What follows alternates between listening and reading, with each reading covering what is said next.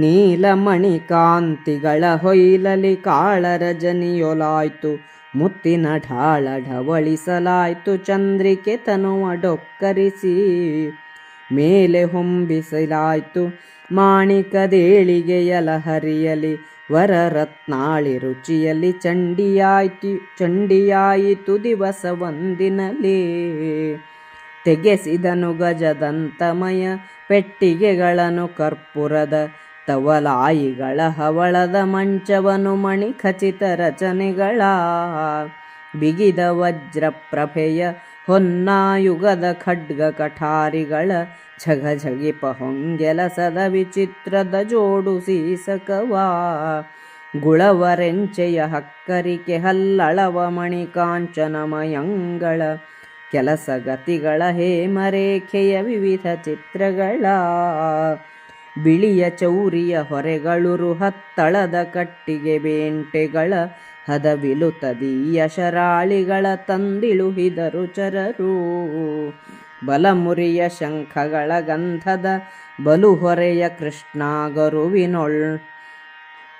ಕೃಷ್ಣಾಗರುವಿನೊಟ್ಟಿಲ ಸುರಂಗಿನ ಪಟ್ಟಿ ಪಟ್ಟಾವಳಿಯ ದಿಂಡುಗಳ. ಪುಲಿದೊಗಲ ಕೃಷ್ಣಾಜಿನಂಗಳ ಹೊಳೆವ ಹೊಂಗೊಪ್ಪರಿಗೆ ಚಿತ್ರಾವಳಿಯ ಸತ್ತಿಗೆ ಹೇಮಘಟ ಸಂತತಿಯ ನೊಟ್ಟಿದರು. ಕೀಳಿಸಿದ ನರಮನೆಯ ಹೇಮದ ತಾಳಮರ 14 ಅಧ್ವರ ಶಾಲೆ ಇದಿರಲಿ ತೋರಣ ಸ್ತಂಭಗಳ ಹೊದೆಂದು. ಮೇಲೆ ರಾಕ್ಷಸ ಟಂಕದಚ್ಚಿನ ಜಾಳಿಗೆಗಳನ್ನು ತರಿಸಿ ಕಟ್ಟಿಸಿ ಮೇಲೆ ಮುದ್ರೆಗಳಿಕ್ಕಿದವು ಕರೆಸಿದನು ಹೊರೆಯವರ. ಕುಲಗಿರಿಯ ನೊಡೆ ಮೀಟಿ ತಮ್ಮಯ ತಲೆಯೊಳಾನುವ ಕರ್ಕಶಾಂಗದ ಕಲುದಲೆಯ ಹೇರೊಡಲ ಮಿಡುಕಿನ ಕಾಳ ರಕ್ಕಸರು. ಸೆಳೆದು ಹೊತ್ತರು ಹೊರೆಯ ನಿವರಿಟ್ಟಿಳಿಸಿ ಹೊರ ಹೊಂಟರು ವಿಭೀಷಣ ಕಳುಹಿದನು ಪವಮಾನ ಸುತನಂದ್ವನನ ಸತ್ಕರಿಸಿ. ಧನುಜನಬ್ಧಿಯ ದಾಟಿ ಸಹದೇವನ ಸಮೀಪಕ್ಕೆ ಬಂದು ರಾವಣನನುಜ ಮಾಡಿದ ಬಹಳ ಸತ್ಕಾರವನ್ನು ಭಿನ್ನವಿಸಿ. ಅನಿಬರನು ಕಾಣಿಸಿದನ ಕಾಂಚನಮಯದ ಹೊರೆಲಕ್ಕ ಸಂಖ್ಯೆಗಳನುಪಮಿತ ರಕ್ಕಸರ ಕಂಡಂಜಿದುದು ನೃಪಕಟಕ. ಲಾಲಿಸಿದನ ಖಳರ ನೆತ್ತಿತು ಪಾಳಯವು ನಡೆತಂದು ಪಯಣದ ಮೇಲೆ ಪಯಣವನೈದಿ ಬಂದನು ತಮ್ಮ ಪಟ್ಟಣಕ್ಕೆ.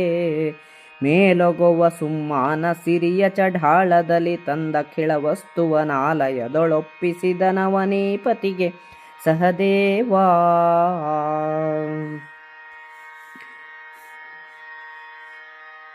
ನೀಲಮಣಿಗಳಿಂದ ರಾತ್ರಿಯ ಕತ್ತಲಿನಲ್ಲಿ ಕಾಣಿಸಿತು. ಮುತ್ತಿನ ಬೆಳಕಿನಿಂದ ಬೆಳದಿಂಗಳು ಹರಡಿದಂತಾಯಿತು. ಮಾಣಿಕ್ಯದ ಬೆಳಕಿನಿಂದ ಹೊಂಬಿಸಿಲು ಬಿದ್ದಂತಾಯಿತು. ರತ್ನಗಳ ಬೆಳಕಿನಿಂದ ಹಗಲೇ ಉಗ್ರವಾಯಿತು. ಆನೆಯ ದಂತದಿಂದ ಮಾಡಿದ ಪೆಟ್ಟಿಗೆಗಳು, ಕರ್ಪೂರದ ಭರಣಿಗಳು, ಹವಳದ ಮಂಚ, ಬಂಗಾರ ವಜ್ರಗಳ ಹಿಡಿಕೆಗಳುಳ್ಳ ಕತ್ತಿ ಕಠಾರಿಗಳು, ಬಂಗಾರದ ಕೆಲಸದಿಂದ ಕೂಡಿದ ಅಂಗರಕ್ಷೆ ಶಿರಸ್ತ್ರಾಣಗಳನ್ನು ವಿಭೀಷಣನು ಭಂಡಾರದಿಂದ ತರಿಸಿದನು. ಅವರು ತಂದ ಆನೆ ಕುದುರೆಗಳ ಪಕ್ಕವನ್ನು ರಕ್ಷಿಸುವ ಸಾಧನಗಳು, ಜೀನುಗಳು ಇವೆಲ್ಲವೂ ಮಣಿಖಚಿತವಾಗಿ ಬಂಗಾರದ ಮೇಲುಗೆಲಸದಿಂದ ಅಲಂಕೃತವಾಗಿದ್ದವು. ಚಿತ್ರಮಯವಾದ ಹಿಡಿಕೆಗಳಿರುವ ಚೌರಿಗಳ ಹೊರೆಗಳು, ಬಾರುಕೋಲು, ಕಟ್ಟಿಗೆಗಳು, ಹದವಾದ ಬೇಟೆಯ ಬಿಲ್ಲು ಬಾಣಗಳನ್ನು ವಿಭೀಷಣನ ಸೇವಕರು ತಂದಿಟ್ಟರು.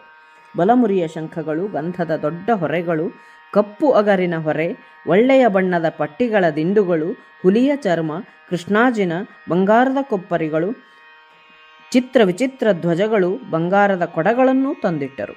ಅರಮನೆಯ 14 ಚಿನ್ನದ ತಾಳೆಯ ಮರಗಳನ್ನು ಕೀಳಿಸಿ ಯಾಗಶಾಲೆಗೆ ತೋರಣದ ಕಂಬಗಳಿಗಿರಲಿ ಎಂದು ಕೊಟ್ಟನು.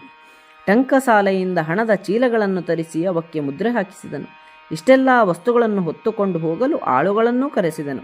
ಕುಲಪರ್ವತಗಳನ್ನು ಮೀಟಿ ಕಿತ್ತು ತಲೆಯ ಮೇಲೆ ಹೊರಬಲ್ಲ ದೊಡ್ಡ ದೇಹದ ಕಲ್ಲಿನಂತೆ ಗಟ್ಟಿಯಾದ ತಲೆಯ ಕರಿಯ ರಾಕ್ಷಸರು ಹೊರೆಗಳನ್ನೆಲ್ಲ ಹೊತ್ತು ಹೊರಟರು. ವಿಭೀಷಣನು ಘಟೋತ್ಕಚನನ್ನು ಸತ್ಕರಿಸಿ ಕಳುಹಿಸಿದನು. ಘಟೋತ್ಕಚನು ಸಮುದ್ರವನ್ನು ದಾಟಿ ಸಹದೇವನ ಬಳಿಗೆ ಬಂದು ಲಕ್ಷಗಟ್ಟಲೆ ಬಂಗಾರದ ಚೀಲಗಳನ್ನು ಅರ್ಪಿಸಿದನು. ವಿಭೀಷಣನು ಮಾಡಿದ ಸತ್ಕಾರವನ್ನು ಹೊಗಳಿದನು. ಲಂಕೆಯಿಂದ ಬಂದ ಹೊರೆಹೊತ್ತ ರಾಕ್ಷಸರನ್ನು ಕಂಡು ಸಹದೇವನ ಸೈನ್ಯವು ಬೆದರಿತು. ಲಂಕೆಯಿಂದ ಬಂದ ರಾಕ್ಷಸರ ಮಾತನ್ನು ಕೇಳಿ ಅವರನ್ನು ಉಚಿತ ರೀತಿಯಿಂದ ಹಿಂದಿರುಗಿ ಕಳುಹಿಸಿದನು. ಸಹದೇವನ ಪಾಳೆಯವು ಪಯಣದ ಮೇಲೆ ಪಯಣವನ್ನು ಮಾಡಿ ಇಂದ್ರಪ್ರಸ್ಥ ನಗರಿಗೆ ಬಂದಿತು. ಸಹದೇವನು ಅರಮನೆಗೆ ಹೋಗಿ ತಾನು ತಂದ ಸಮಸ್ತ ವಸ್ತುಗಳನ್ನು ಸಂತೋಷದಿಂದ ಧರ್ಮರಾಯನಿಗೆ ಒಪ್ಪಿಸಿದನು. ಇಲ್ಲಿಗೆ ಸಭಾಪರ್ವದ 5ನೆಯ ಸಂಧಿ ಮುಕ್ತಾಯವಾಯಿತು.